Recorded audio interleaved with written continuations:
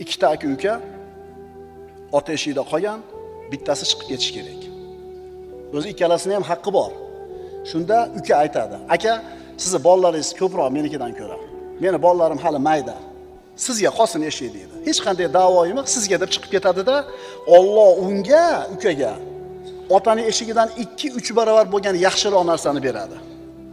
Guvohi bo'lganmisizlar shu narsani? Nima uchun tark qiluvdi u? Nima uchun tark qiluvdi? Akam mendan ko'ra bezbetroq, jizin chiqib ketaman demaydi. Undan ko'ra men chiqib ketay deb bas, Xudo uchun tark qiladi. O'shuning uchun so'radim-da, hayotingizni qarab ko'ring-da, biron narsani shunday qilib tark qilganmisiz Alloh uchun? Rasululloh aytibdilar, banda bir narsani Alloh uchun tark qilsa, bu yerdagi eng asosiy narsa Alloh uchun tark qilsa, Alloh unga mana shu tark qilgan narsasidan ko'ra dinida va dunyosida u uchun yaxshiroq bo'lgan narsani evaz qilib beradi.